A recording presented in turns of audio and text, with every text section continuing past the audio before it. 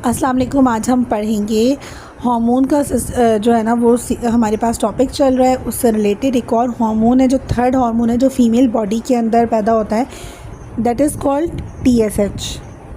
TSH hormone या thyroid stimulating hormone. हमारे पास clinic में बहुत सारी ऐसी पेशेंट आती हैं ना जिन्हें मोटापा होता है, ओबेसिटी होती है, या जिन्हें पीसीओएस का मसला होता है। तो हम उनका क्या करवाते हैं, पहली फुर्सत में जो ब्लड टेस्ट होता है वो होता है यही टीएसएच का।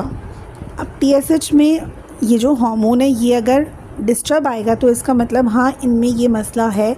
लेकिन इसकी दो किस्में हैं, ये टीएसएच ज़्यादा भी हो सकता है नॉर्मल रेंज से और कम भी हो सकता है। अब अगर ये थायराइड हार्मोन ज़्यादा होगा तो उसको कहते हैं हाइपरथायराइडिज्म, और अगर ये थायराइड कम होगा तो इसको हम कहेंगे हाइपोथायराइडिज्म।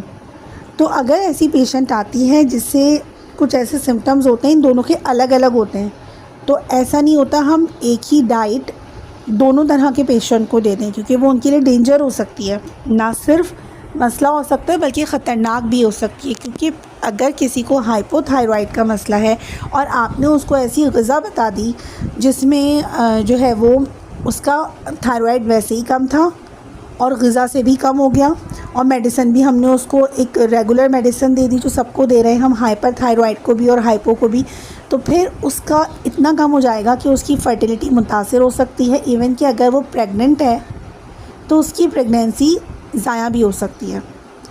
तो हाइपो और हाइपर में हमें ये देखना है कि ये पेशेंट जो है ये थायराइड की तो है, कॉमनली लोग एक ही बात बोल देते हैं कि ये थायराइड पेशेंट है, लेकिन आपको ये देखना है कि ये हाइपोथायराइड है या हाइपरथायराइड है। ये बीइंग अ डॉक्टर आप you have the right to ask this question कि ये हाइपोथायराइड है या हाइपरथायराइड है। इसी को कंफर्म करने के लिए आपको ये ब्लड टेस्ट करवाना है, जिसमें पता चल जाएगा कि अच्छा ये जो थायराइड टेस्ट है ना इसमें दो हार्मोन्स बताए जाते हैं ब्लड टेस्ट में। पहला होता है T3 और दूसरा होता है T4।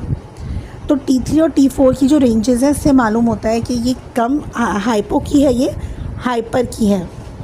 ठीक है, ये थायराइड जो है, थायराइड हार्मोन, ये भी पिट्यूटरी ग्लैंड से ही सीक्रेट होता है और पूरी ज़िंदगी फीमेल के अंदर सीक्रेट होता रहता है। लेकिन जब रैपिड ग्रोथ होती है ना, जैसे एक बच्ची है, बच्चों की जो रैपिड ग्रोथ होती है, बहुत तेज़ी से चेंजेस आ रहे होते हैं, जब ये अपने पीक पर होता है, ये जो थायराइड है ना ये पीक पर होता है, टीएसएच ज़्यादा आएगा ब्लड टेस्ट में, लेकिन वो ज़्यादा उसकी एज के अकॉर्डिंग होगा, जिसकी रेंजेस हमें जो होती है रेफरेंस रेंजेस दी गई होती हैं।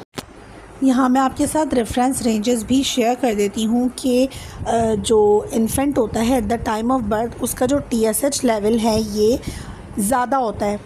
ठीक है, पैदा हुए बच्चे का ऑलमोस्ट 1.3 से 1.2 माइक्रो यूनिट जो होता है पर ml होता है, लेकिन जैसे ही बच्चा बढ़ता है अराउंड 10 वीक्स होता है तो ये ड्रॉप कर जाता है, 0.6 से लेके 10 माइक्रो यूनिट पर ml होता है। और जब 14 मंथ्स का बेबी होता है, 1 साल हो जाता है, जो 1 साल के बच्चे से ऊपर बच्चा होता है उसका जो होता है और कम हो जाता है, 0.4 से लेकर 7 पॉइंट समथिंग कुछ होता है। ठीक है, अब प्यूबर्टी की एज में, यानी कि जब एक बच्ची होती है वो क्या होता है 0.3 से लेके 3 पॉइंट समथिंग कुछ हो जाता है, ये कम हो जाता है। ठीक है, तो ये जो है ना, अच्छा पैदाइश के वक्त तो ये बहुत कम होता है 1.3 से लेकर 1.9, लेकिन प्यूबर्टी में 0.3 से लेकर 3 की रेंज में ही इसके आने चाहिए। अगर ये ज़्यादा है तो फिर मसला हो सकता है।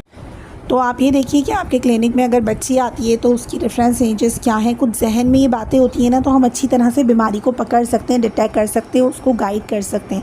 होम्योपैथिक मेडिसिन में बहुत सारी मेडिसिन बहुत इफेक्टिव है हाइपोथायराइड के लिए भी और हाइपरथायराइड के लिए, लेकिन ये अगर किसी को हो गया तो आपने ये पेशेंट को कहना है कि अब ये मेडिसिन आपको पूरी ज़िंदगी लेनी है, क्योंकि अगर थायराइड ग्लैंड में मसला हो गया है, थायराइड हार्मोन सही से सीक्रेट नहीं हो रहा, तो ऐसा नहीं है कि वो कभी भी सही हो जाएगा। अब पूरी ज़िंदगी उसको सिस्टम को चलाने के लिए ये हार्मोन की थेरेपी आपको लेनी होगी, इसको आप नहीं छोड़ सकते। अगर आपने इसकी डोज़, इवन कि डोज़ भी जो होती हैं इसकी वो बहुत अफेक्ट करती हैं, कि अगर एक लेडी है, पेशेंट है, वो आपको बताती है कि डॉक्टर साहब मैं थायराइड की मेडिसिन ले रही हूँ, प्रेगनेंसी में छोड़ सकती हूँ, प्रेग्नेंट हो गई हूँ, तो नहीं, वो पेशेंट मेडिसिन नहीं छोड़ सकती। पहले तो ये पूछिए कि हाइपोथायरॉइड की ले रही हैं या हाइपरथायरॉइड की, और अगर ले रही हैं तो प्रेगनेंसी में डोजेज़ इसके फ्लक्चुएट होंगे। आप अपना थायराइड टेस्ट दोबारा करवाइए और उस डॉक्टर को मतलब जो डॉक्टर है आपकी गायनोलॉजिस्ट, उसको बताइए कि इसके अकॉर्डिंग वो आपकी ये जो थायराइड मेडिसिन है ये नहीं रोकेगी और इसकी डोजेस को सेट करेगी नए सिरे से। लेकिन लेनी है आपको पूरी ज़िंदगी है, प्रेगनेंसी में भी लेनी है, क्योंकि अगर आपकी फ्लक्चुएट कर गई, आपने छोड़ दी, तो ये आपकी जो मिसकैरेज है या एबॉर्शन है इसके चांसेस बढ़ा देता है। ये इतना अफेक्टिव और इतना ज़्यादा रिस्पॉन्सिबल है, इतनी इसकी अहमियत है।